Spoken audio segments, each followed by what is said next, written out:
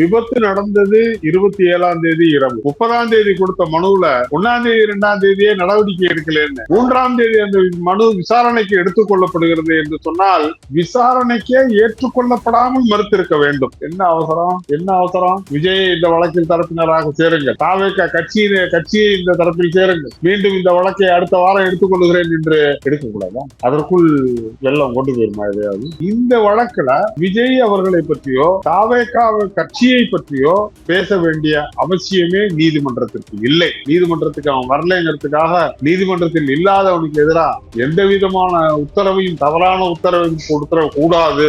அப்போ இல்லாத ஒருத்தரை பற்றி இப்படி எல்லாம் பேசுறதுக்கு அதிகாரம் இருக்காம இல்லை என்றுதான் உச்ச நீதிமன்றம் சொல்லுகிறது. The judges have absolute and unchallengeable control over the court domain. They cannot misuse their authority by intemperate comments, undignified banter and scathing criticism of counsel, parties or witnesses. இடிச்சிட்டு ஹிட் அண்ட் ரன்ல வந்து அந்த bus ஓடி இருக்கிறது, driver பார்த்துட்டே போயிருக்காரு. Hit and run வழக்கு போட்டு அந்த பேருந்தை ஏன் கைப்பற்றல, அதை உத்தரவுலே போடுறாங்க, சீஸ் தி வெஹிக்கிள் போடுறாரு. இது சட்டத்திற்கு புறம்பான இந்த உத்தரவு என்பது சட்டத்திற்கு எதிராக இருக்கிறது. தமிழ்நாட்டு ஊடகங்கள் பேசி இருக்க வேண்டிய செய்தி இதுதான். அரசியல் காரணங்களுக்காக ஒரு சார்பு நிலையில் நின்று கொண்டு தமிழ்நாட்டு ஊடகங்கள், அது தொலைக்காட்சியாக இருந்தாலும் சரி, பத்திரிகை ஊடகங்களாக இருந்தாலும் சரி, ஒரு சார்பில் விஜய்க்கு எதிராக பேச வேண்டும் என்ற மனநிலையில் அவர்கள் பேசி இருப்பது கண்டனத்துக்குரியது. விதிக்கப்பட்டிருந்த அந்த இடைக்கால உத்தரவு என்பது தமிழக அரசால் உச்ச நீதிமன்றத்திலே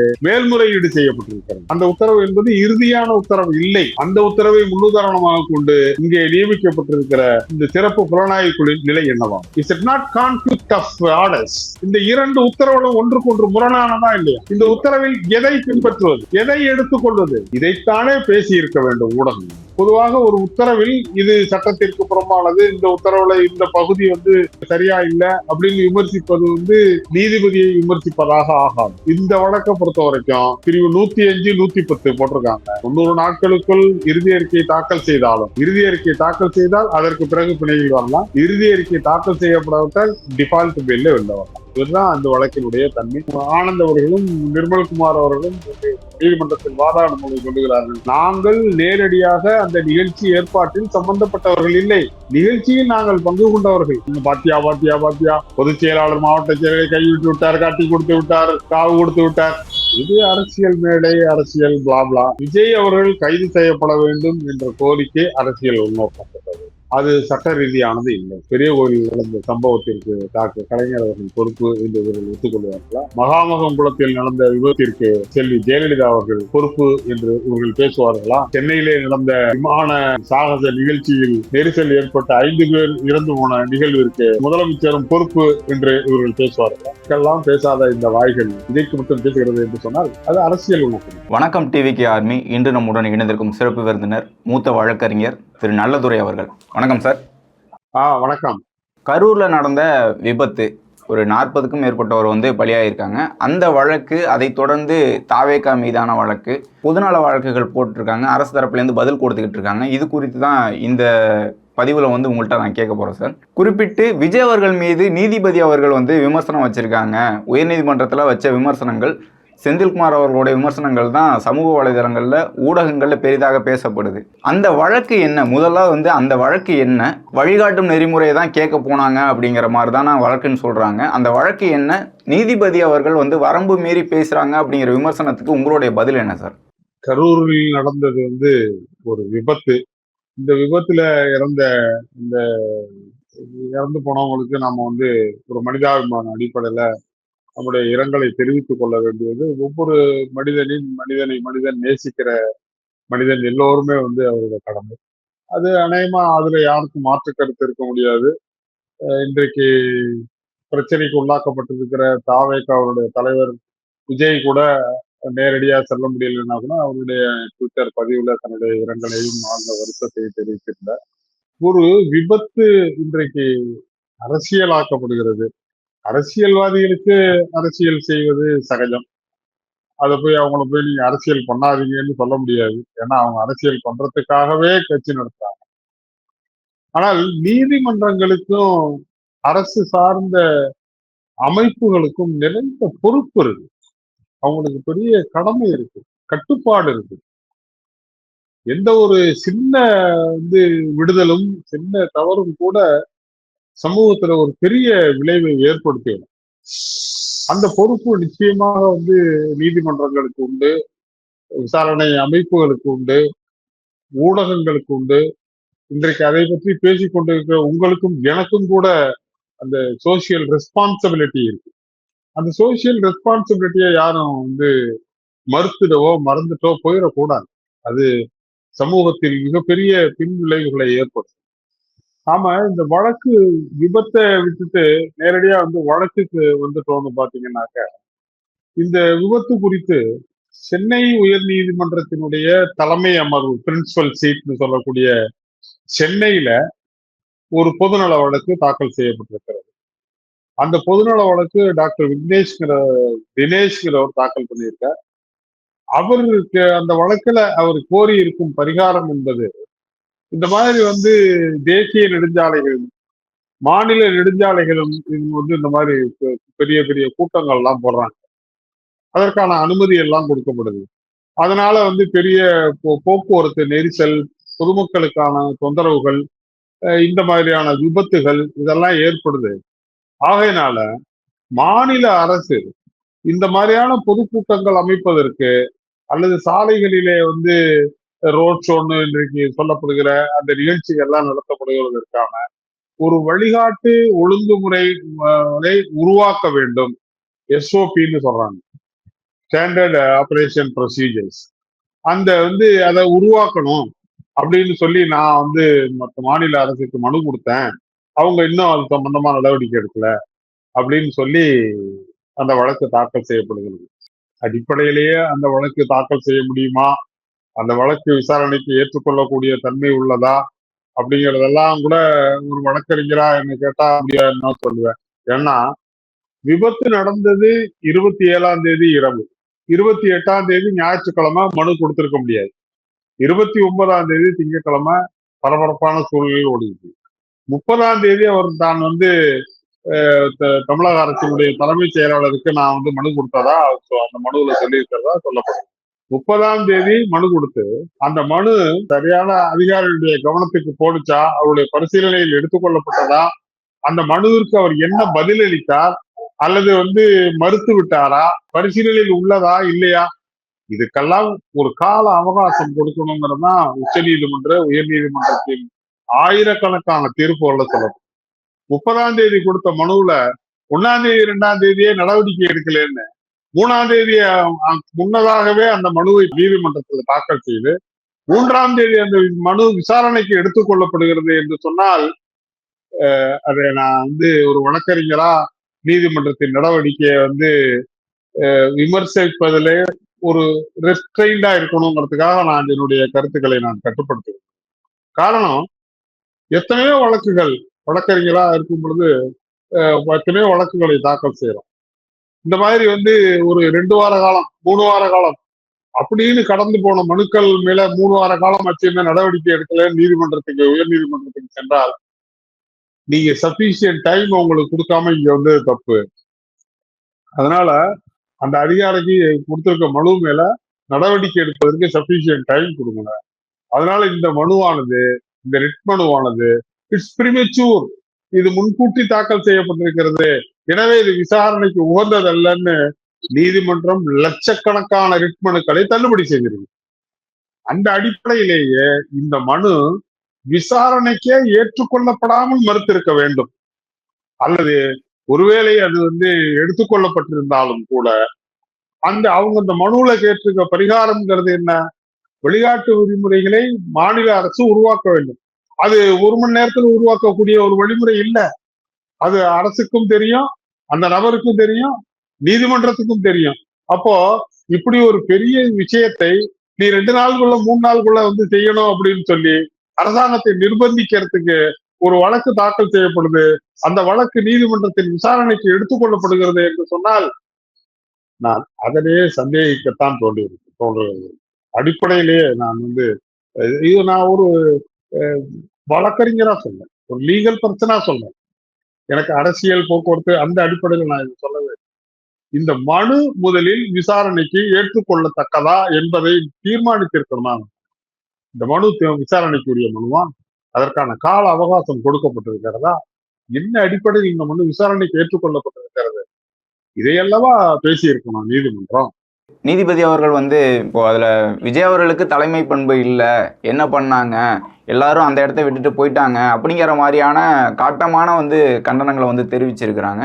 இதெல்லாம் இந்த புகாரை பொறுத்த வரைக்கும், இந்த வழக்கை பொறுத்த வரைக்கும் அவர் பதிவு செய்யலாமா அப்படி? இல்ல, நீதிபதிகள் அஹ், சமீப காலங்களாக நீதிமன்றத்தில் தங்களது சொந்த கருத்துக்களை பேசக்கூடிய ஒரு இடமாக அதை பயன்படுத்தி கொண்டிருக்கிறார்கள் என்பது நம்ம யாரோ நீதிபதியை குறை சொல்றதுக்காக சொல்லல. நீதிமன்றங்களில் வருகிற வழக்குகள், அந்த வழக்குகளுக்கு மேலாக உச்ச நீதிமன்றத்திற்கு செல்லக்கூடிய மேல்முறையீடுகள், மேல்முறையீட்டுல வந்து உச்ச நீதிமன்றம் தெரிவிக்கக்கூடிய கருத்துக்கள் எல்லாம் நமக்கு அதைத்தான் புரிய வைக்கிறது, அதைத்தான் வந்து நினைவூட்டுகிறது. ஒரு வழக்குன்னா நீதிபதி அந்த வழக்கு விசாரணையின் பொழுது அந்த வழக்கு தொடர்பான என்ன கேள்விகளையும் அந்த சம்பந்தப்பட்ட வழக்கறிஞர்கிட்டயோ அல்லது சம்பந்தப்பட்ட வழக்காடிகிட்டயோ கேட்கலாம். அதற்கு நீதிமன்றத்திற்கு அத்தனை விதமான அதிகாரமும் உரிமையும் இருக்கிறது. அந்த கேள்விகள் எதை நோக்கினா அந்த வழக்கில் ஒரு சரியான தீர்ப்பை வழங்க வேண்டும் என்பதற்காக சொல்லப்படுகிறதா இருக்கணுமே தவிர, கையில் வழக்கு கிடைச்சிருக்குங்கிறதுக்காக யாரை வேண்டுமானாலும் எதை வேண்டுமானாலும் கேள்வி கேட்கலாம் என்பது அது அது நீதிமன்ற வரைமுறையிலேயே இல்லை. அப்படி செய்யவும் முடியாது. இந்த வழக்குல விஜய் அவர்களை பற்றியோ தாவேகா கட்சியை பற்றியோ அந்த விபத்தில் நடந்த சம்பவங்கள் குறித்த மற்ற செய்திகளையோ பேச வேண்டிய அவசியமே நீதிமன்றத்திற்கு இல்லை. ஏன்னா அந்த வழக்கு முதல்ல விசாரணைக்கு எடுக்கிறாங்க. வழக்கில் என்ன பரிகாரம்னு அந்த வழக்கில் ஆஜரான மூத்த வழக்கறிஞர் நண்பர் ஜி சங்கரன் அவர்கள் வந்து என்ன நடந்தது அப்படின்னு அந்த ஈவெண்ட்ஸ் எல்லாம் சொல்றாரு. ஏன் எஸ்ஓபி வந்து அந்த வழிகாட்டு நெறிமுறைகளை வகுக்க வேண்டும், அதற்கான அவசியம் என்ன அப்படின்னு அவர் பேசுறாரு. உடனடியே வந்து அரசு தரப்புல ஆஜராகிற அரசு வழக்கறிஞர் ஜின்னா அவர்கள் ஏற்கனவே இது மாதிரி எல்லாம் நாங்க பண்ணிக்கிட்டு இருக்கிறோம், அதற்கான திட்டங்கள்லாம் வகுக்கப்பட்டிருக்குது அப்படின்னு சொல்றாரு. அத்தோட அந்த வழக்கின் விசாரணை முடிந்து போய்விட்டது. நீங்க அந்த உத்தரவுலையும் பாத்தீங்கன்னா இத்தோட அந்த வழக்கு விசாரணை முடிக்கப்பட்டு விட்டது. ஆனால் அதற்கு பின்பாக எதற்காக இந்த வழக்கில் கையில் வைத்துக் கொண்டு மேலும் மேலும் வந்து இது நீட்டிக்கப்பட்டது என்று காரணமே சொல்லல. அந்த வழக்கை அடிப்படை கையில் வைத்துக் கொண்டு இவர் தன்னுடைய கருத்துக்களை எல்லாம் சொல்வதற்கு என்ன அவசியம் இருக்கிறது? இன்னொன்னு, அப்படி ஒரு நபரை பற்றி நாம் வந்து விமர்சிக்கும் பொழுது அல்லது ஒரு நபரின் நடவடிக்கைகளை நாம் கேள்விக்கு உட்படுத்தும் பொழுது குறைந்தபட்சம் அந்த நபரோ அல்லது அந்த நபருக்கான வழக்கறிஞரோ நீதிமன்றத்தில் இருக்க வேண்டும். அவர்களுக்கு முன்பாக அந்த கேள்வியை கேட்டால் ஒருவேளை அந்த கேள்விகளுக்கு அவர் பதிலளிக்க விரும்பினால், பதில் இருந்தால் அளிப்பதற்கான வாய்ப்பை அவருக்கு கொடுத்துட்டு நீங்க கேள்வி கேட்கணும். ஆளே இல்லாத ஊர்ல யாருக்கு நீங்க டீயாத்திட்டு இருக்காரு? விஜய் அந்த வழக்கின் தரப்பினரா இல்ல, விஜய் வழக்கறிஞர் யாரும் அந்த வழக்கில் வந்து ஆஜராகல. அப்ப அன்டிபெண்டடா இருக்கிற ஒருத்தரை பற்றி நீதிமன்றம் பேசலாமான்னா நீதிமன்றத்தின் விதியே என்ன சொல்லுதுன்னா, நீதிமன்றத்திற்கு ஒரு பரிகாரம் கோரி வருகிறவனை விட, நீதிமன்றத்தில் ஆஜராயிருக்கிற நபரை விட, நீதிமன்றத்திற்கு வராதவனின் அவனோட interest has to be protected அப்படிங்கிறாங்க. நீதிமன்றத்துக்கு அவன் வரலைங்கிறதுக்காக நீதிமன்றத்தில் இல்லாதவனுக்கு எதிராக எந்த விதமான உத்தரவையும் தவறான உத்தரவையும் கொடுத்துட கூடாது. நீதிமன்றம் அந்த விஷயங்களில் ரொம்ப ரொம்ப கவனமாகவும் ஜாக்கிரதையாகவும் வழக்குகளை கையாளணுங்கிறதா நீதிமன்ற விதிமுறை. அப்போ இல்லாத ஒருத்தரை பற்றி இப்படி எல்லாம் பேசுறதுக்கு அதிகாரம் இருக்கான்னா இல்லை என்றுதான் உச்ச நீதிமன்றம் சொல்லுகிறது. இது முதல் முறை இல்லை. இது மாதிரி ஆயிரக்கணக்கான வழக்குகள் இந்திய நீதிமன்றங்கள்ல, உயர் நீதிமன்றங்கள்ல, மற்ற நீதிமன்றங்கள்ல நடந்து அது உச்ச நீதிமன்றம் வரைக்கெல்லாம் வந்து மேல்முறையீடுகள் எடுத்து செல்லப்பட்டு பல வழக்குகள் தீர்ப்பு சொல்லப்பட்டிருக்கு.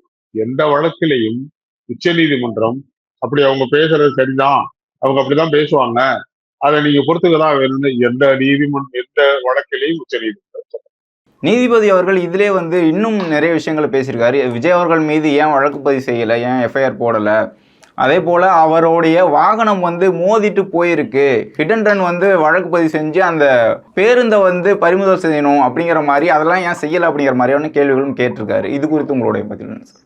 அதாவது நான் முதல்ல இந்த இதை சொல்லிடுறேன், அதுக்கு நான் பதில் சொன்னேன். இதே மாதிரி ஏற்கனவே ஒரு வழக்குல ஏஎம் மாத்தூர் வெர்சஸ் பிரமோத் குமார் குப்தா அப்படிங்கிற ஒரு வழக்கு. இந்த வழக்குலையும் பாத்தீங்கன்னா இப்படிதான், அதாவது நீதிமன்றத்துல வழக்கைக்கு சம்பந்தமில்லாத விஷயம் சம்பந்தமா டெரகேட்டரி ரிமார்க்ஸ் என்று சொல்லக்கூடிய, அதை ஒருத்தரை வந்து பாதிக்கக்கூடிய அளவில் அவருடைய இமேஜை வந்து கெடுக்கக்கூடிய அளவிலான கேள்விகள் அல்லது சம்பாஷணைகள் நீதிமன்றத்தில் நடந்திருக்கு. இந்த மாதிரியான ரிமார்க்ஸ் எல்லாம் எக்ஸ்பென்ஸ் நீக்கணும் அப்படின்னு சொல்லி அந்த வழக்கு உச்ச நீதிமன்றத்துக்கு போனுச்சு. அந்த வழக்குல உச்ச நீதிமன்றம் சொல்லும் பொழுது சொல்றாங்க, the judges have absolute and unchallengeable control over the court domain. அந்த நீதிமன்றத்தை நடத்தக்கூடியதுக்கான அத்தனை அதிகாரங்களுக்கும் நீதிபதிகளுக்கு இருக்கிறது என்பதை நாங்கள் ஒத்துக்கொள்ளுகிறோம். They cannot misuse their authority by intemperate comments, undignified banter and scathing criticism of counsel, parties or witnesses. ஆனால் அப்படி ஒரு அதிகாரம் இருக்குங்கிறத வந்து கையில் எடுத்துக்கொண்டு அந்த அதிகாரத்தை தவறாக பயன்படுத்தி வழக்காடியையோ வழக்கில் ஆஜராகக்கூடிய சாட்சிகளையோ வழக்கறிஞர்களையோ பேசக்கூடாது, அதற்கு அந்த அதிகாரம் பயன்படுத்தக்கூடாது, அது தவறுன்னு சொன்னதோட இல்லாம we concede that the court has inherent power to act freely upon its own conviction on any matter coming before adjudication, but it's a general principle of the highest importance to the proper administration of justice that derogatory remarks ought not to be made against persons, authorities whose conduct comes into consideration unless it is absolutely necessary for the decision of the case in hand. அப்ப என்ன அர்த்தம்? இப்படி பேசக்கூடாது, ஒருத்தரை பற்றி தனிப்பட்ட முறையில விமர்சிக்கவே கூடாது, அன்லெஸ் அந்த விமர்சனம் என்பது அந்த வழக்கை சரியாக தீர்மானிப்பதற்கான தீர்ப்பு எழுதுவதற்கான அப்சல்யூட் நெசசிட்டி, ரொம்ப அடிப்படை தேவையாக இருந்தால் ஒழிய பேசக்கூடாது. நான் கேட்கிறேன் நீதியரசர் அவர்களே, விஜய்க்கு தலைமை பண்பு இல்லை என்ற தங்களது கூற்றுக்கும் இந்த வழக்கில் வழிகாட்டு வழிமுறைகளை அரசு ஏற்படுத்த வேண்டும் என்று கோருகிற கோரிக்கைக்கும் தீர்ப்பு செய்வதற்கு இந்த கமெண்ட், இந்த டெரகேட்டரி கமெண்ட் ரிமார்க்ஸ் எந்த விதத்தில் அப்சல்யூட்லி நெசசரி என்று நீதியரசர் தனது உத்தரவில் தெரிவித்திருக்க வேண்டாமா? தெரிவித்திருக்கிறாரா? அந்த உத்தரவில் அது பற்றியான டிஸ்கஷன் இருக்கிறதா? நாளை நீதிமன்றம் சொல்லலாம் அப்படியெல்லாம் உத்தரவில் நாங்கள் போடவில்லை என்று. உத்தரவில் போடாத செய்திகளும் இருக்கிறது, உத்தரவில் வராத கோர்ட்டில் நடந்த சம்பாஷணைகளும் இருக்கிறது. அதுக்கு நான் அடுத்த வழக்கு சொல்ல, அது அதே கரூர் சார்ந்த வழக்கு. 21 நடந்த தேர்தல் சம்பந்தமாக அன்றைக்கு அதிமுக வேட்பாளராக இருந்த திரு எம்.ஆர். விஜயபாஸ்கர் இந்திய தேர்தல் கமிஷன் தலைமை ஆணையர் மீது அந்த வழக்கை உயர்நீதிமன்றத்தில் கொடுத்திருந்தார். அது பொதுநல வழக்காக வந்தது. அந்த வழக்குல அன்றைய சென்னை உயர்நீதிமன்றத்தினுடைய தலைமை நீதிபதி சஞ்சீப் பானர்ஜி இருந்தாரு, அவரோட துணை நீதிபதியாக செந்தில்குமார் அமர்ந்திருந்தார். அதில் கல்கத்தாவில வந்து இறந்து போன COVID-19 இறந்து போனதுக்கு காரணம் தேர்தல் ஆணையம் அதனுடைய COVID-19 விதிமுறைகளை சரியாக பின்பற்றலை என்று ஒரு கமெண்ட் கொடுத்தாங்க. அந்த கமெண்ட் பத்திரிகையில் வந்தது, ஆனால் அந்த அந்த வழக்கின் உத்தரவில் இல்லை. நீதிமன்றத்தில் பேசப்பட்டதாக பத்திரிகைகளில் செய்திகள் வந்து பரப்பப்பட்டது, மீடியாக்கள் இந்த செய்தி வந்தது. இப்படியாக அந்த மாதிரி சொல்லி எங்களை வந்து அவமரியாதை பண்றாங்க அப்படின்னு சொல்லி அந்த ரிமார்க்ஸை எக்ஸ்பென்ஸ் பண்ணணும்னு சொல்லி chief election commissioner of India இந்திய உச்ச நீதிமன்றத்திலே வழக்கு தாக்கல் செய்தார்.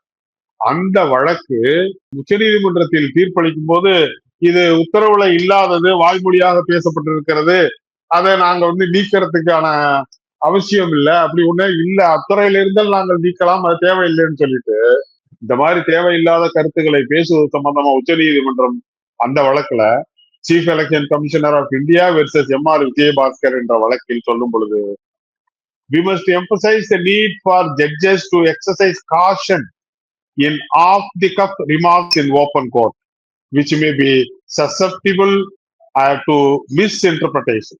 Language, both on the bench and in judgment, must comport with judicial propriety. Language is an important instrument of judicial process which is sensitive to constitutional values. Judicial language is a window to a conscience sensitive to constitutional ethos. இப்படி பல விஷயங்களை உச்ச நீதிமன்றம் சொல்லுகிறது.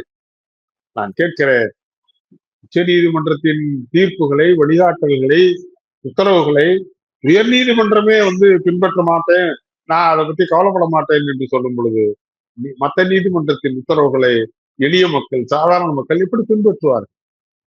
இப்படி ஒரு தீர்ப்பை உச்ச நீதிமன்றம் வழங்கி இருக்கிறது, நீதிமன்றத்தில் வழக்கு தொடர்பான சம்பந்தமில்லாத விஷயங்களை பேசக்கூடாது என்று நீதியரசர் செந்தில்குமார் அவர்களுக்கு தெரியாதா? நீதிமன்றத்தினுடைய கண்ணியத்தை காப்பாற்றி இருக்க வேண்டாமா? இல்ல, நாங்க அது மாதிரியே பேசல, அது மாதிரிலாம் இல்ல, பத்திரிகைகளும் மீடியாக்கள்லயும் தவறாக அந்த செய்தி ஒளிபரப்பப்படுதுன்னா, இந்நேரம் நீதிமன்றம் தாமாக முன்வந்து வழக்கை எடுத்து எந்தெந்த பத்திரிகைகள், எந்தெந்த ஊடகங்கள் இப்படி தவறான செய்தியை வெளியிட்டாங்களோ அவர்கள் மேல் நடவடிக்கை எடுத்திருக்க வேண்டாமா? விஜய்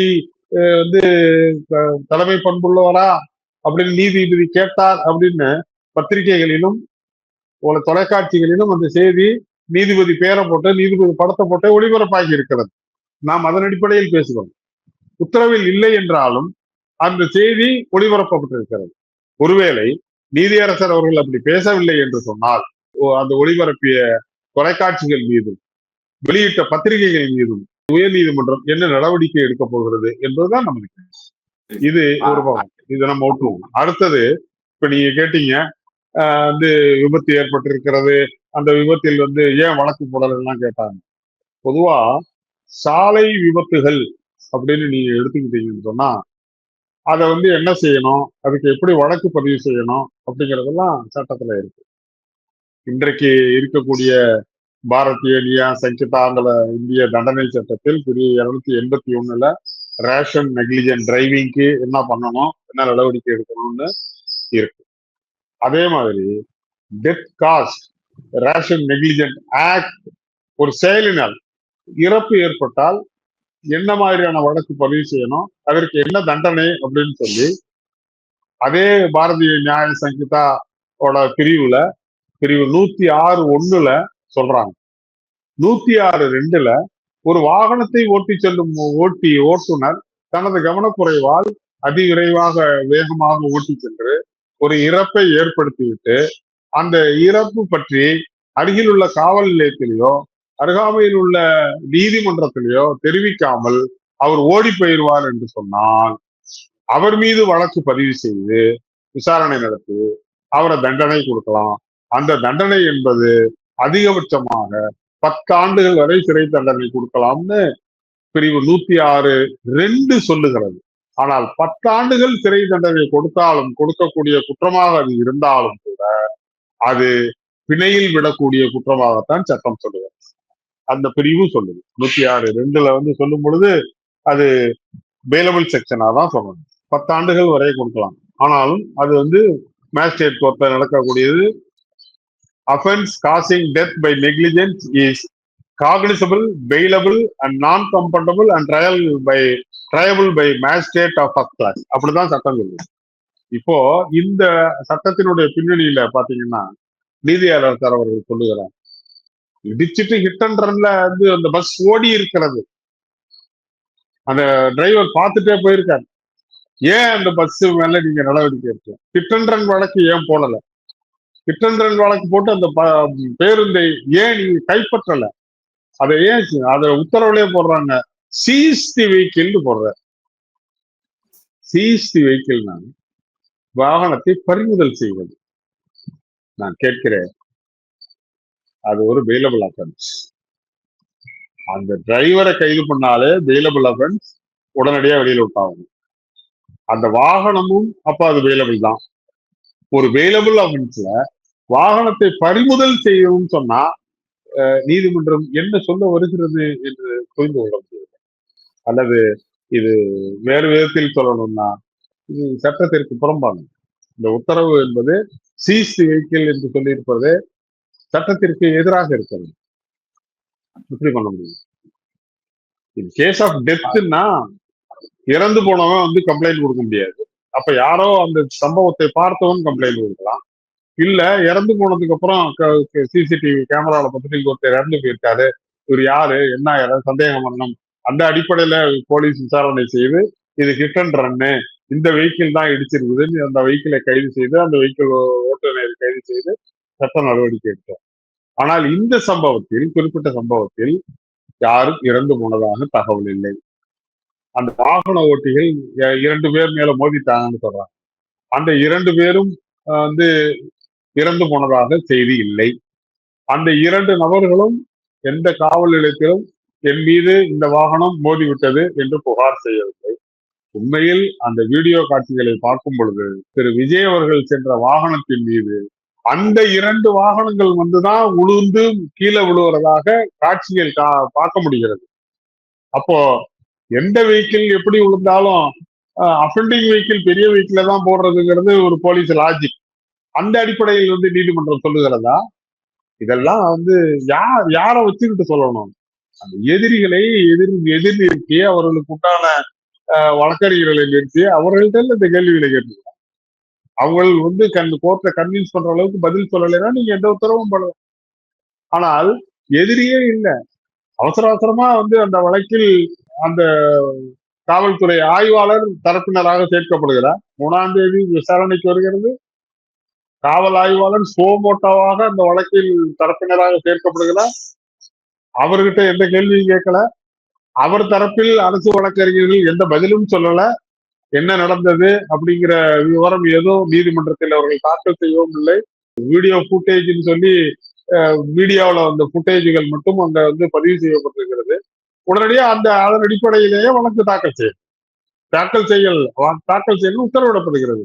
ஆனால் இன்னொரு தரப்பு, முக்கியமான தரப்பு, நீங்க சொல்ற அந்த குற்றம் செய்த நபர்கள் தரப்பு, அந்த உத்தரவுல சொல்றாங்க இந்த வழக்கில் வந்து விஜய் தரப்பினர் இல்லை, தாமக தரப்பினர் இல்லை எல்லாம் சொல்ற நீதியரசர் அவர்கள் என்ன அவசரம் விஜய் இந்த வழக்கில் தரப்பினராக சேருங்கள், தாவேக கட்சியை இந்த தரப்பில் சேருங்கள், மீண்டும் இந்த வழக்கை அடுத்த வாரம் எடுத்துக்கொள்ளுகிறேன் என்று எடுக்கக்கூடாதா?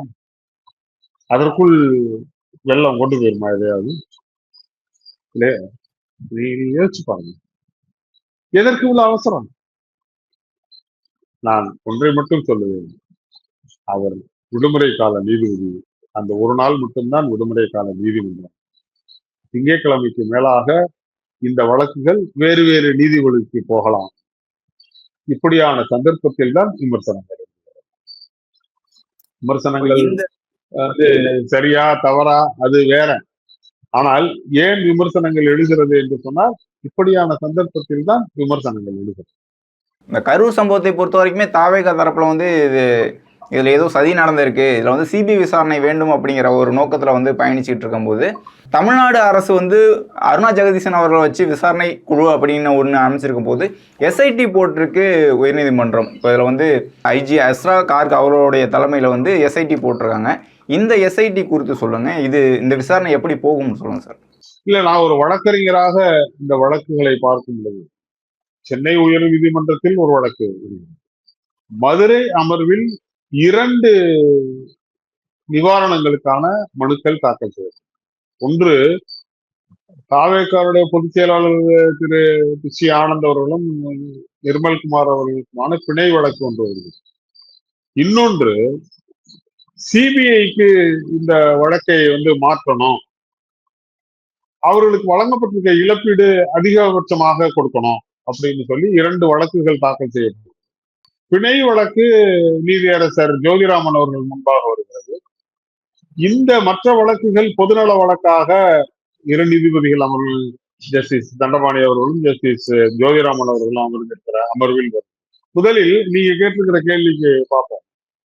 சிபிஐ விசாரணை வேண்டும் அப்படின்னு சொல்லி வழக்கு தாக்கல் செய்யறாங்க. அந்த வழக்குல வந்து நீதிபதிகள் விசாரணை செய்யறாங்க. அதுதான் குறிப்பிட்டு சொல்ல வேண்டியது என்னன்னா, விசாரணை முடிந்த பிறகு விசாரணை உத்தரவிலே இருக்கு. அவங்க என்ன சொல்றாங்க? The court took into account that investigation is at nascent stage. அதாவது ஆரம்ப தொடக்க நிலையில் இருக்கிறது. And no allegation had been raised either with regard to investigation or the interference of the state or missionary. இந்த வழக்கின் விசாரணை தொடக்க நிலையில் இருக்கிறது. விசாரணை தவறான வழியில் செல்கிறது. அரசின் தலையீடு இருக்கிறது. அரசு எந்திரத்தின் தலையீடு இருக்கிறது என்று எந்த தரப்பிலும் விசாரணை குறித்த குற்றச்சாட்டு இல்லை. மேலும் இந்த விசாரணையில் அவங்க சொல்றாங்க, the investigation has not pointed fingers on any political party or individual, even the state government, for that matter, as the reason for this campaign. இதுதான் ரொம்ப ரொம்ப முக்கியம். தமிழ்நாட்டு ஊடகங்கள் பேசி இருக்க வேண்டிய செய்தி இதுதான். அரசியல் காரணங்களுக்காக ஒரு சார்பு நிலையில் நின்று கொண்டு தமிழ்நாட்டு ஊடகங்கள், அது தொலைக்காட்சியாக இருந்தாலும் சரி, பத்திரிகை ஊடகங்களாக இருந்தாலும் சரி, அல்லது சமூக வலைதள ஊடகங்களாக இருந்தாலும் சரி, ஒரு சார்பில் விஜய்க்கு எதிராக பேச வேண்டும் என்ற மனநிலையில் அவர்கள் பேசி இருப்பது கண்டனத்துக்குரியது. ஆனால் உயர் நீதிமன்றம் என்ன சொல்லி இருக்கிறது? இந்த விசாரணை தொடக்க நிலையில் இருக்கிறது. ஆனால் இந்த விசாரணையில் இந்த அரசியல் கட்சியோ, இந்த நபரோ அல்லது அரசாங்கமோ சம்பவத்திற்கு, விபத்திற்கு காரணம் என்று எவரையும் கை காட்டவில்லை. அதுதான் சொல்றாங்க.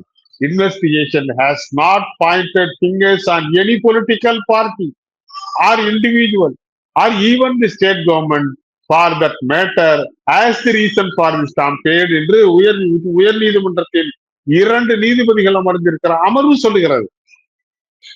இது இந்து பத்திரிகையில் 4/10/2025 வந்த இந்து பத்திரிகையில் வந்திருக்கிறது.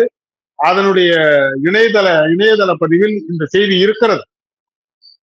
நான் கேட்கிறேன், ஐயா நீதியரசர் செந்தில்குமார் அவர்கள், நீங்க சிறப்பு புலனாய்வு குழு அமைத்திருக்கிறீங்க.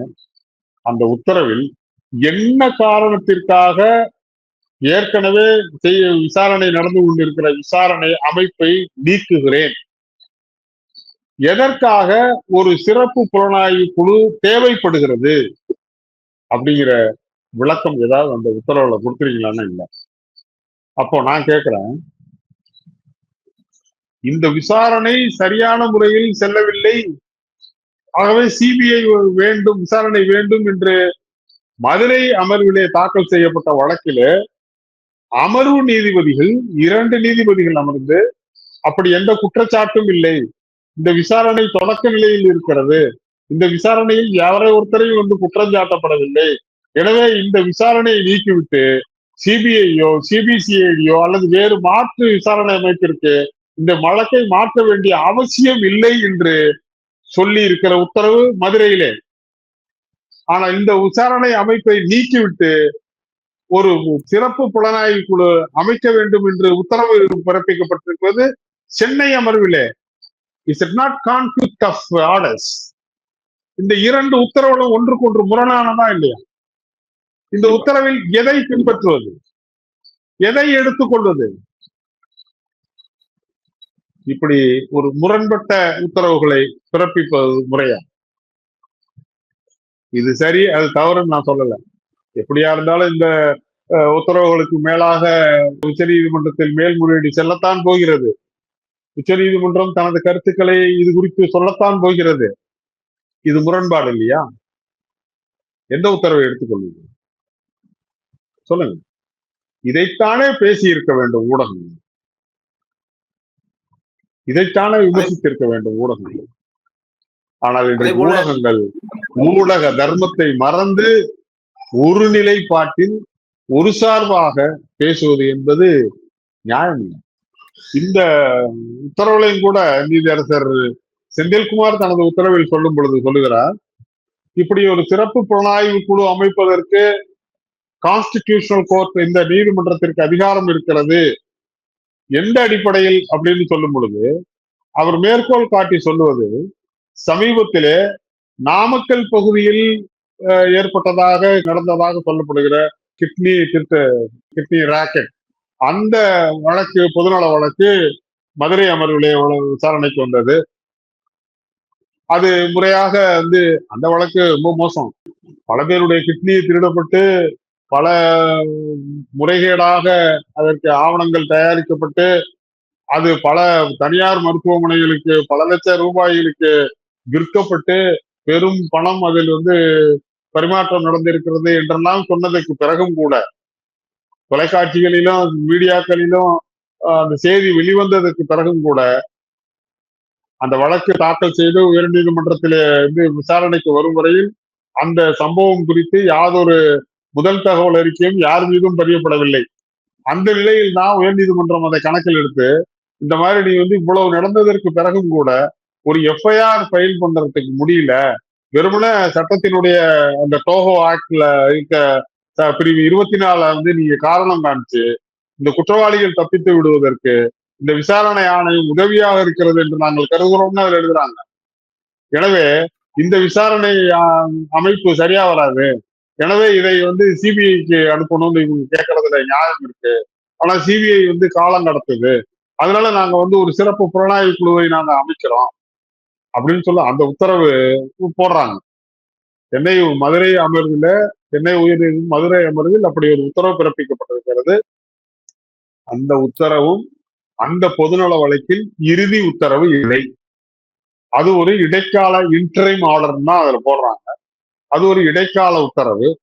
அந்த உத்தரவில் 3 நபர்கள் கொண்ட சிறப்பு புலனாய்வு குழு அமைக்கப்பட்டிருக்கிறது.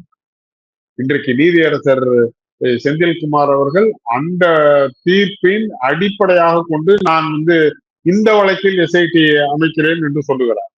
ஆனால் என்ன இதுல விந்தையான விஷயம் என்றால், அந்த மதுரை அமர்வில் விதிக்கப்பட்டிருந்த அந்த இடைக்கால உத்தரவு என்பது தமிழக அரசால் உச்ச நீதிமன்றத்திலே மேல்முறையீடு செய்யப்பட்டிருக்கிறது.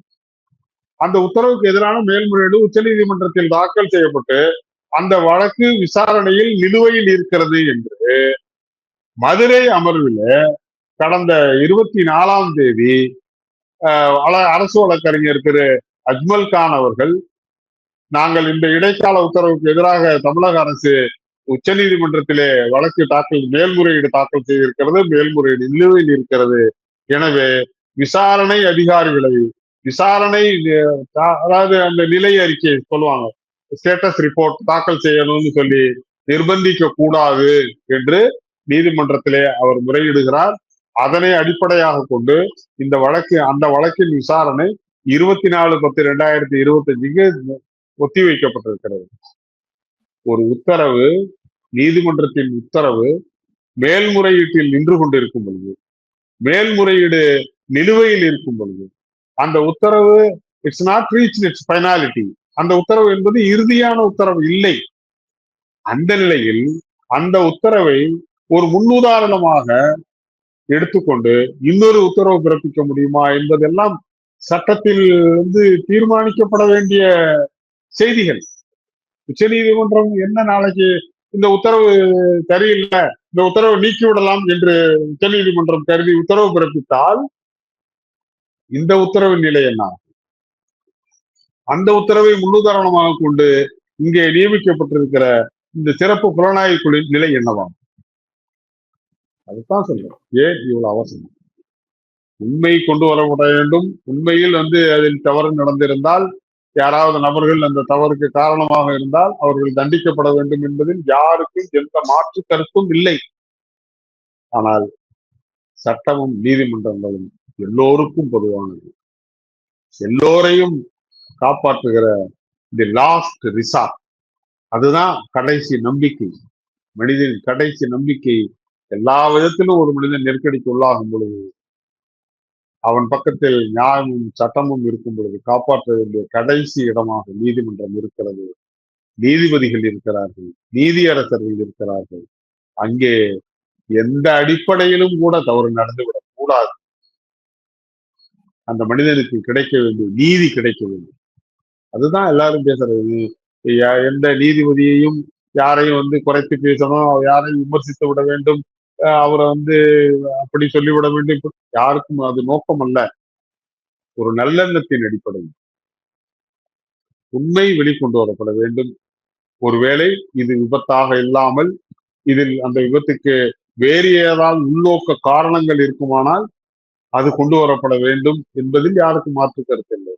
அதே போல இது மாதிரியான விபத்துகள் இனி எதிர்காலத்தில் நடக்கக்கூடாது. மனித உயிர்கள் இழப்பு என்பது யாராலும் ஈடு செய்ய முடியாது. எந்த இழப்பீட்டு தொகையாலும் அது ஈடுகட்ட முடியாது என்பது உலகறிந்த உண்மை. அதிலெல்லாம் யாருக்கும் எந்த மாற்று கருத்தும் இல்லை. அரசியல் ஆதாயத்திற்காக அரசியல் செய்கிறவர்கள் செய்யலாம், செய்துவிட்டு போகட்டும். ஆனால் அரசின் கடமை, அரசு என்பது ஒரு ஆட்சி, ஒரு அரசியல் கட்சியினால் ஆளப்பட்டாலும் கூட அரசு என்பது தனக்கு வாக்களித்தவன், தனக்கு எதிர்க்கட்சியாக இருந்தவன், தன்னை எதிர்த்து போட்டியிட்டவன் எல்லாருக்குமானதுதான் ஒரு அரசு. அந்த அடிப்படையில் அரசும் செயல்பட வேண்டும், நீதிமன்றமும் செயல்பட வேண்டும் என்பதுதான் எல்லோருடைய எதிர்பார்ப்பு, கருத்தும் நம்பிக்கை. இப்போ கரூரை பொறுத்த வரைக்கும் கரூர் மாவட்ட செயலாளர் வந்து கைது செய்யப்பட்டிருக்காரு. சிடிஆர் மீது வழக்கு பதிவு செய்யப்பட்டிருக்கு. அதே போல் ஆனந்த் அவர்கள் மீதும் வழக்கு பதிவு செய்யப்பட்டிருக்கு. அவங்கள வந்து தனிப்படை தேடிக்கிட்டு இருக்குங்கிற ஒரு சூழலில் இந்த சம்பவத்தை பொறுத்த வரைக்கும் இவர்களுக்கு வந்து சிறை தண்டனையோ அல்லது அபராதமோ அல்லது இந்த வழக்கு அடுத்த கட்டமாக நகரும் போது என்ன மாதிரியான ஒரு நடவடிக்கை இருக்கும் அப்படிங்கிறத சொல்லுங்க சார். பொதுவாகவே ஒரு கிரிமினல் வழக்குல என்ன நடக்கும்னாக்க, முதல்ல வந்து ஒரு குற்ற சம்பவம் குறித்து புகாருக்கு அப்புறம் முதல் தகவல் அறிக்கை, அதற்கு பிறகு கைது, பிணை, இப்படியாக அது ஒவ்வொரு கட்டமாக நடந்தது. இப்போ இந்த வழக்கில் வந்து இருவர் கைது செய்யப்பட்டிருக்கிறார்கள், சிறையில் அடைக்கப்பட்டிருக்கிறார்கள், தேர் இன் ஜுடிஷியல் கஸ்டடி. பாக்கி இருவர் வந்து முன்பிணை கேட்டு போயிருக்காங்க, மறுக்கப்பட்டிருக்கிறது. அவர்கள் நாளை கைது செய்யப்படலாம் அல்லது அவர்களே நேரடியாக நீதிமன்றத்தில் சரணடையலாம். எல்லாத்துக்குமான வாய்ப்பு இருக்கு. அது அந்தந்த அவர்களுடைய சட்ட வல்லுநர்கள் அவர்களுக்கு கொடுக்கக்கூடிய ஆலோசனையின்படி அவர்கள் நடந்தாங்க. இதில் அதிகபட்சமா வந்து பொதுவா என்னன்னு கேட்டீங்கன்னா, ஒவ்வொரு வழக்கிற்கும் அதனுடைய தண்டனை காலம் பொறுத்து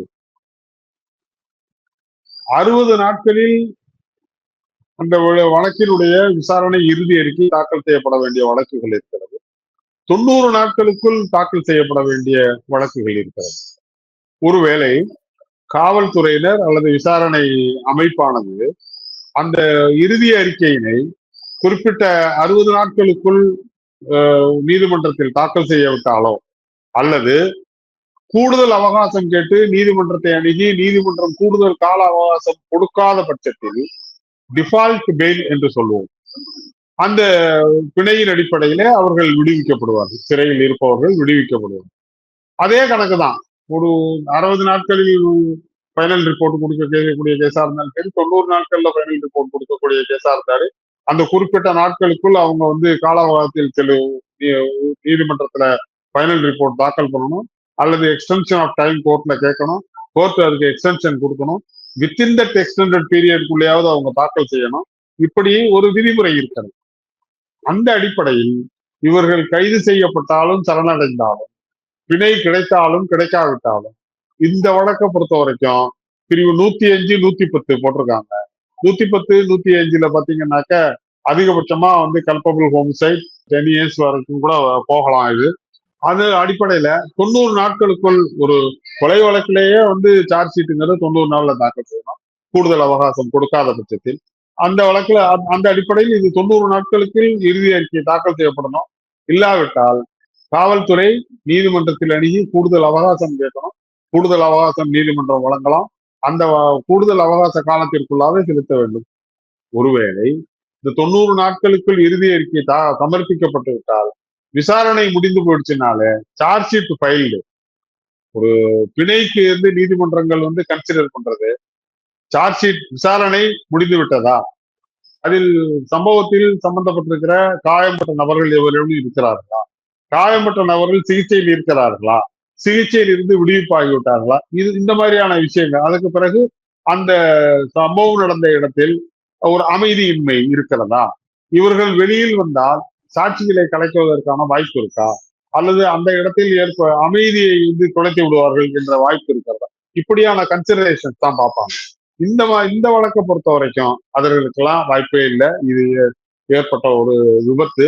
அதனால யார் சாட்சி போய் கலைக்க போறாங்க, அது விசாரணை முடிந்து இறுதி அறிக்கை தாக்கல் செய்ததற்கு பிறகு சாட்சியை கலைப்பதற்கான வாய்ப்பு இல்லை என்ற பட்சத்தில் விசாரணை அறிக்கை இறுதி அறிக்கை தாக்கல் செய்து விட்டாலே இவர்கள் பிணையில் வந்துவிடும். 90 நாட்களுக்குள் இறுதி அறிக்கை தாக்கல் செய்தாலும், 90 நாட்களில் இறுதி அறிக்கை தாக்கல் செய்யப்பட்டவிட்டாலும், இறுதி அறிக்கை தாக்கல் செய்தால் அதற்கு பிறகு பிணையில் வரலாம். இறுதி அறிக்கை தாக்கல் செய்யப்படாவிட்டால் டிஃபால்ட் பெயில்ல வெளில வரலாம். இதுதான் அந்த வழக்கினுடைய தன்மை. அதற்கு பிறகு அப்புறம் சாட்சிகள், போக்குவரத்து, விசாரணை, இறுதி விசாரணைக்கு நீதிமன்றம். இந்த வழக்கை பொறுத்த வரைக்கும் மாவட்ட செயலாளர் கைது செய்யப்பட்டிருக்காரு. இப்ப அவர் மீதும் இந்த மாதிரியான குற்றச்சாட்டுகள் வைக்கும் போது இதற்கு முன்பு இந்த மாதிரியான விபத்துகள் நடந்திருக்கும்ல, அதற்கு இந்த தண்டனை, இந்த விசாரணை எப்படி இருக்கும் அப்படின்னு சொல்லுங்க. அடிப்படையில சொல்லணும்னா சார், இதெல்லாம் ஒரு சென்சிட்டிவான சமூகத்தில் பார்க்கப்படுகிற சம்பவங்கள். 1997 தஞ்சாவூர் பெரிய கோயில்ல கும்பாபிஷேக நிகழ்ச்சி நடந்தது. அந்த நிகழ்ச்சியை பார்வையிடுவதற்கு அன்றைய தமிழக முதலமைச்சர் திரு கலைஞர் கருணாநிதி அவர்கள் வந்திருந்தார். அவர் வந்துவிட்டு சென்றதற்கு பின்பாக அன்றைய தினத்திலோ அல்லது மறுநாளிலேயோ இந்த விபத்து ஏற்பட்டது. அங்க யாகசாலை பூஜை நடந்துட்டு இருந்துச்சு. அந்த யாகசாலை பூஜை என்பது அப்பெல்லாம் இவ்வளவு பாதுகாப்பு எல்லாம் கிடையாது. அப்ப தகரம் சீட்டு வச்செல்லாம் பந்தல் போடுறதெல்லாம் கிடையாது. வெறுமனே கீத்து பந்தல் தான் போட்டிருந்தாங்க. அந்த கீத்து பந்தல் மீது பக்கத்துல வான வேடிக்கை இடத்துல ஒரு வெடி அதில் விழுந்து வெடி அதை விழுந்ததனால் தீப்பற்றி எரிந்து மிகப்பெரிய சம்பவமாக, விபத்தாக ஏற்பட்டது. அந்த யாகசாலைக்குள்ளேயே கிட்டத்தட்ட 20-22 பேர் அப்படியே நெருப்பில் விழுந்து இறந்தார்கள். அந்த நெருக்கடியினால தஞ்சாவூர் பெரிய கோயில்ல இருந்து வெளியில வரும்பொழுது அதுக்கு ஒரே ஒரு வாசல் தான் இருக்கு. பெரிய வாசல், ஒரு வாசல். அதுக்குள்ள ஏற்பட்டது, வெளியில வர்றதுக்கான மக்கள் முடி அடிச்சுட்டு வரும்போது ஏற்பட்ட நெருக்கடியில மொத்தமாக தஞ்சாவூர் பெரிய கோயில்ல 48 நபர்கள் இறந்து போனாங்க. கிட்டத்தட்ட 80க்கும் மேற்பட்டவர்கள் காயமுற்றிருந்தார். தஞ்சாவூர் பெரிய மருத்துவக் கல்லூரி மருத்துவமனையில் அவர்கள் சிகிச்சை கொடுக்கிறார்கள். ஆனால் எனக்கு தெரிந்து அந்த வழக்கிற்கு அந்த நிகழ்ச்சியின் ஏற்பாட்டாளர் தான் பொறுப்பு அப்படின்னு இன்னைக்கு நாம் பேசுகிறோம். அந்த நிகழ்ச்சியின் ஏற்பாட்டாளரே மாவட்ட ஆட்சித்தலைவர் தான். அந்த நிகழ்ச்சிக்கு பாதுகாப்பு கொடுத்தது மாவட்ட காவல்துறை கண்காணிப்பாளர் டோக்ராம். அவர்கள் மீது எந்த வழக்கம் பதியப்படவில்லை. அவர்கள் கைது செய்யப்படவும் இல்லை. அதை தாண்டி சதய விழா கமிட்டி என்ற ஒரு கமிட்டி இருக்கிறது. அது சதய விழாவுக்கு மட்டும் இல்லை, தஞ்சாவூர் பெரிய கோயிலில் நடக்கக்கூடிய இந்த மாதிரியான நிகழ்ச்சிகளுக்கெல்லாம் அவர் பொறுப்பேற்று. அதை இல்லாம பேலஸ் தேவஸ்தானம் என்ற அரண்மனை தேவஸ்தானம் ஒன்று அங்கே இருக்கிறது. அதற்கு அறங்காவலர்கள் இருக்கிறார்கள். அவர்கள் மீதும் வழக்கு பதியப்படவில்லை. அது ஒரு விபத்தாக கருதப்பட்டு அரசு இழப்பீடு வழங்கியது. அன்றைக்கு முதலமைச்சர் கலைஞர் அவர்கள் இறந்தவர்களுக்கு 1 லட்சம் ரூபாய் இழப்பீடும், காயம்பட்டவர்களுக்கு காயத்தின் தன்மைக்கு ஏற்ப 10,000 இருந்து 50,000 ரூபாய் வரைக்கும் இழப்பீடு கொடுத்தாங்க. அப்போ அது முடிஞ்சது. அதற்கு முன்பாக 92ஆம் ஆண்டிலே கும்பகோணம் மகாமகம் குளத்திலே ஏற்பட்ட அன்றைய முதலமைச்சராக இருந்த செல்வி ஜெயலலிதா அவர்களும் அவருடைய தோழியும் புனித நீராடும் பொழுது அதை பார்ப்பதற்காக கூடிய கூட்டத்தில் ஏற்பட்ட நெருக்கடியில் 50 பேர், கிட்டத்தட்ட 50 பேரோ 60 பேரோ இறந்து போனார். அங்கேயும் அந்த நிகழ்ச்சி ஏற்பாட்டாளர்கள் மீது வழக்கு பதிவு செய்யப்பட்டதாக செய்தி இல்லை. ஆனால் இன்றைக்கு தான் நாம் பேசுகிறோம், நிகழ்ச்சி ஏற்பாட்டாளர் தான் நிகழ்ச்சியில் நடந்த அத்தனைக்கும் பொறுப்பு என்று. இது முன்னர் காலத்தில் அது பின்பற்றப்பட்டிருக்கிறதா? இப்படியான கேள்வி அன்றைக்கு அம்மையார் ஜெயலலிதாவை பார்த்தோ அல்லது முதல்வர் கலைஞரை பார்த்தோ கேள்வி எழுப்பப்பட்டிருக்கிறதா என்றால் ஏற்பட்டதாக, கேள்வி எழும்பியதாகவோ பதிலளித்ததாகவோ வரலாற்று ஆவணங்கள் இல்லை. இன்றைக்கு தான் இதெல்லாம் பேசுகிறோம். காலம் மாறி இருக்கிறது என்று சொல்வதா அல்லது அரசியல் மாறி இருக்கிறது என்று சொல்வதா என்று புரியும். அந்த அடிப்படையில் தான் இந்த நிகழ்ச்சியின் ஏற்பாட்டாளராக இருந்த இவர்கள் 4 மீதும் இந்த வழக்கு பதிவு செய்யப்பட்டிருக்கிறது. நிகழ்ச்சியில் நேரடியான நிகழ்ச்சி, அதாவது நிகழ்ச்சிக்கு பொறுப்பு அப்படிங்கிறது வேற. ஒரு நிகழ்ச்சின்னா, இப்ப தஞ்சாவூரில் ஒரு நிகழ்ச்சி ஏற்பாடு செய்யப்படுகிறது என்று சொன்னால், நான் ஒரு கட்சியினுடைய நிர்வாகியாக இருந்து பல நிகழ்ச்சிகளை நான் எனது சொந்த பொறுப்பில் நான் ஏற்பாடு செய்திருக்கிறேன். அந்த நிகழ்ச்சிக்கான ஏற்பாடு என்ன, அது எது சரி எது தவறு என்று ஆன் தி ஸ்பாட் நின்று முடிவெடுத்தது நான். நிகழ்ச்சியில் பங்கு பெற்றவர்கள் கட்சியினுடைய தலைமை கழக தலைமை நிலைய நிர்வாகிகள். அவர்களுக்கு கட்சியின் நடவடிக்கைகளுக்கு பொறுப்பு உண்டே தவிர ஒரு நிகழ்ச்சியில் தனிப்பட்ட முறையில் நேரடியாக அவர்கள் சம்பந்தப்பட்டிருக்கிறார்களா என்று சொன்னால் கிடையாது. ஏன்னா இந்த நிகழ்ச்சியில் என்ன நான் ஏற்பாடு செய்திருக்கிறேன், என்னென்ன பண்ணியிருக்கேன், என்னென்ன நடந்துகிட்டு இருக்குன்னு நான் இன்ச்சு பை இன்ச்சா ஒரு இன்சிடென்ட்டை கூட விடாம என்னுடைய தலைமை நிர்வாகிகளுக்கு நான் சொல்லி இருப்பேனா சொல்லி இருக்க மாட்டேனா என்பது எனக்கும் அவர்களுக்கும் நடந்த செய்தி. அந்த அடிப்படையில் தான் இந்த பிணை மனுவில் கூட ஆனந்த் அவர்களும் நிர்மல்குமார் அவர்களும் நீதிமன்றத்தில் வாதாடும் போது சொல்லுகிறார்கள், நாங்கள் நேரடியாக அந்த நிகழ்ச்சி ஏற்பாட்டில் சம்பந்தப்பட்டவர்கள் இல்லை, நாங்கள் கட்சியின் தலைமை நிலைய பொறுப்பாளர்கள், நிகழ்ச்சியில் நாங்கள் பங்கு கொண்டவர்கள், ஆனால் நிகழ்ச்சியில் நேரடியாக ஏற்பாட்டாளர்கள் அவர்கள் இருவரும் கைது செய்யப்பட்டு விட்டார்கள். அவர்கள் அந்த விபத்திற்கு பொறுப்பானவர்களா இல்லையா என்பது வழக்கின் இறுதி விசாரணையில தெரியும். ஆனால் இன்றைக்கு இந்த வழக்கில் நேரடியாக இவர்கள் சம்பந்தப்பட்டவர்களா என்றால் இல்லை. அது ஏன் அந்த அடிப்படையில வழக்கறிஞர்கள் வாதாடுகிறார்கள், இது போன்ற விபத்து, அதாவது நெக்லிஜென்ஸ் டியூ டு நெக்லிஜென்ஸ் அப்படின்னு கூட வச்சுக்கணும். ஒரு அஜாக்கிரதையினால் ஏற்பட்ட விபத்தில் மரணம் ஏற்படும் பொழுது அந்த மரணத்திற்காக வழக்கு தாக்கல் செய்யப்படும் பொழுது எந்த நபர் மீது அந்த வழக்கு தாக்கல் செய்யப்படுகிறதோ அந்த நபரின் அஜாக்கிரதை தான் இறந்து போன நபரின் இறப்பிற்கு நேரடியான காரணம் என்று நிரூபிக்கப்பட்டால் ஒழிய அவர் அந்த மரணத்திற்கு பொறுப்பானவர் இல்லை என்று உச்ச நீதிமன்றம் பல வழக்குகளில் தீர்ப்பு சொல்லும். அந்த உச்ச நீதிமன்ற தீர்ப்புகளின் அடிப்படையில் தான் இவர்கள் இந்த விபத்திற்கு நேரடியாக சம்பந்தப்பட்டவர்கள் இல்லை, எனவே இவர்கள் பிணையில் விடலாம் என்ற அடிப்படையில் தான் வாதம் எடுத்து வைக்கப்பட்டிருக்கிறது. என்னை பொறுத்தவரை அது சரியான வாதமாகத்தான் தோன்றுகிறது. நீதிமன்றத்தில் நாம் சட்ட அனுகூலங்களை பெறுவதற்கு வாதம் செய்வது என்பது வேறு, அரசியல் மேடைகளிலே பேசுவது என்பது வேறு. இங்க உடனே அப்படி வாதம் பண்ணாங்கன்னு பாத்தியா பாத்தியா பாத்தியா பொதுச் செயலாளர் மாவட்ட செயலரை கைவிட்டு விட்டார், காட்டி கொடுத்து விட்டார், காவு கொடுத்து விட்டார். இது அரசியல் மேடை, அரசியல் பிளாப்லா, அதுக்கெல்லாம் பதில் சொல்ல. இப்போ விஜய் அவர்கள் கைது செய்யப்படணும் அப்படின்ட்டு நீதியரசர் அவர்களும் அதில் பேசியிருக்காரு. அதே போல் கட்சியினரும் சொல்லிட்டு இருக்காங்க. குறிப்பிட்டு திருமாவளவன் அவர்கள் ஏன் இந்த நடவடிக்கை எடுக்கல அப்படிங்கிற கேள்விகளை கேட்குறாங்க. அதுக்கு பதிலாக திமுகவோட பொதுச்செயலாளர் இருக்கக்கூடிய துரைமுருகன் அவர்கள் தேவைப்பட்டால் கைது செய்வோம் அப்படின்னு சொல்கிறாங்க. இது அரசியல் காரணமாக பேசக்கூடிய இந்த நிகழ்வு எப்படி சார் பார்க்குறீங்க? விஜய் அவர்கள் மீது கைது நடவடிக்கை இருக்கணும் அப்படின்னு சொல்லக்கூடிய நிகழ்வு எப்படி பார்க்குறீங்க?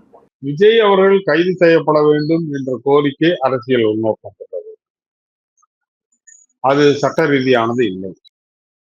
நீங்க அந்த சம்பவங்களை குரோனாலாஜிக்கலா பாத்தீங்கன்னா, விபத்து நடந்த அன்று இரவு தமிழக முதலமைச்சர் கரூர் செல்கிறார், மருத்துவமனைக்குள்ள போய் இறந்து போனவர்களை பார்க்கிறார், காயம்பட்டவர்களை பார்க்கிறார், ஆறுதல் சொல்கிறார், அரசு இயந்திரத்தை முடுக்கி விடுகிறார். பின்னால் பத்திரிகையாளரை சந்திக்கிறார். பத்திரிகையாளர்கள் கேள்வி எழுப்புகிறார்கள், விஜய் கைது செய்யப்படுவாரா, விஜய் மீது வழக்கு பதிவு செய்வீர்களா என்று சொல்லுகிறார். கேள்வி எழுப்பப்படுகிறார். அதற்கு அவருக்கு சொன்ன தெளிவான பதில், விசாரணை ஆணையம் அமைக்கப்பட்டிருக்கிறது, விசாரணை ஆணையத்தின் அறிக்கையினை பெற்று அந்த அறிக்கையின் அடிப்படையில் சட்ட நடவடிக்கைகள் மேற்கொள்ளப்படும் என்று சொல்லிட்டு செஞ்சுட்டாரு. திருப்பி கேள்வி கேட்டும் பொழுது, உங்களுடைய அரசியல் அபிலாஷைகளுக்கு நான் பதில் சொல்ல முடியாது என்று தெளிவாக. அப்படி அமைக்கப்பட்டிருக்கிற நீதியரசர் திருமதி அருணா ஜெகதீசன் அவர்கள் ஆணையம் இதுதான் அறிக்கை சமர்ப்பிக்கவில்லை ஒன்று. எனவே அறிக்கை சமர்ப்பிக்கப்படாத நிலையில் விஜய் அவர்கள் மீது ஏதாவது குற்ற நடவடிக்கை எடுக்க வேண்டும் அல்லது அரசு எடுக்கிறது என்று சொன்னால் அது முதலமைச்சர் அவர்கள் கொடுத்த வாக்குறுதிக்கு முரணானது. இந்த செய்தியை கேட்டதற்கு பின்பும் திருமாவளவன் அவர்களும் இன்னும் மற்ற அரசியல் கட்சியை சார்ந்தவர்களும் விஜய் ஏன் கைது செய்யப்படவில்லை, தமிழ்நாடு அரசுக்கு தெம்பு இல்லையா, தமிழ்நாடு திமுகவுக்கும் தாவேகாவுக்கும் அண்டர்ஹேண்ட் டீலிங் இருக்கா, இப்படியெல்லாம் அரசியல் ஆதாயத்திற்காக கொச்சையாக பேசுவது என்பது வருத்தத்துக்குரியது மட்டுமல்ல, கண்டனத்துக்குரியது. விஜய் அவர்கள் அந்த கட்சியினுடைய தலைவர். அவர் அந்த நிகழ்ச்சியில் கலந்து கொண்ட சிறப்பு பேச்சாளர், சிறப்பு அழைப்பாளர். ஒரு சிறப்பு அழைப்பாளருக்கும் நிகழ்ச்சியினுடைய ஏற்பாட்டிற்கும் ஏதாவது சம்பந்தம் உண்டா என்று சொன்னால், என்னை பொறுத்தவரையில் பல நிகழ்ச்சிகளை நான் ஏற்பாடு செய்வது என்ற முறையில் சொல்லுவேன், நிச்சயமாக இல்லை. அப்படி இருக்கும் பொழுது நேரடியாக விஜய் எப்படி பொறுப்பு?